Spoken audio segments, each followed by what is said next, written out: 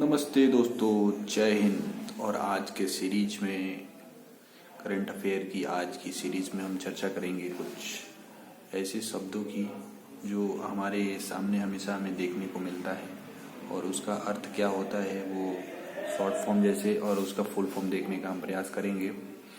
जैसे MOU, कई बार हमको सुनने को मिलता है कि MOU government has signed MOU with this country and always हमें न्यूज़ में सुनने को मिलता है। तो MOU का मतलब क्या होता है? MOU का फुल फॉर्म होता है memorandum of understanding. Memorandum of understanding का मतलब होता है MOU का full form memorandum of understanding.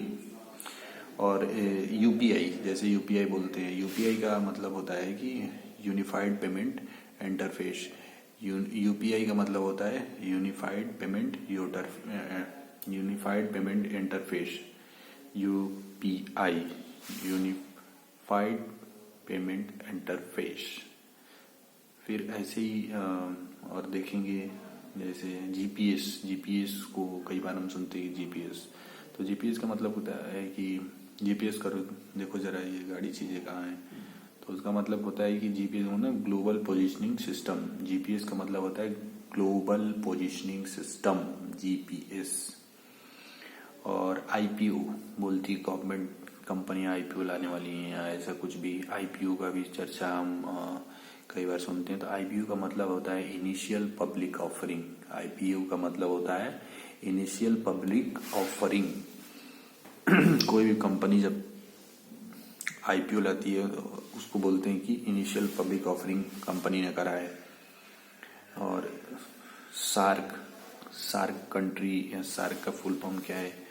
SAARC कहते हैं South Asian Association for Regional Cooperation. South Asian Association for Regional Cooperation SAARC का फुल फॉर्म होता है। ठीक है, उसी प्रकार नाबार्ड की कई बार नाबार्ड हमने को सुनने को मिलता है NABARD, national bank for agriculture and rural development. NABARD national bank for agriculture and rural development. NABARD जो है क्षेत्रीय और ग्रामीण विकास बैंक है। वो ग्रामीण क्षेत्रों में विकास करने के लिए नाबार्ड का गठन किया गया था। ठीक उसी प्रकार हमें IFSC कोड सुनने को मिलता है कि IFSC कोड का मतलब क्या होता है?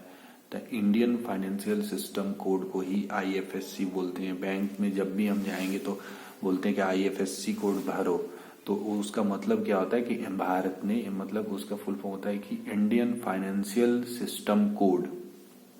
गवर्नमेंट ने लॉन्च करा है, फाइनेंशियल सिस्टम कोड लॉन्च करा है, उसी को IFSC कोड बोलते हैं। ठीक है, इसी तरह हमने कई चीजों को देखा। नीति national institute for transforming India. नीति का मतलब होता है national institute for transforming India.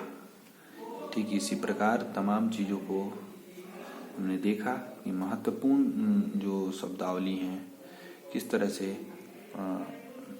हमने आज की चर्चा में हमने फुल फॉर्म उसके देखे, जो हमें ज़्यादातर चीज़ों को ज़्यादातर हमें सुनने को मिलता है। हमने उसको कोशिश किया है। धन्यवाद।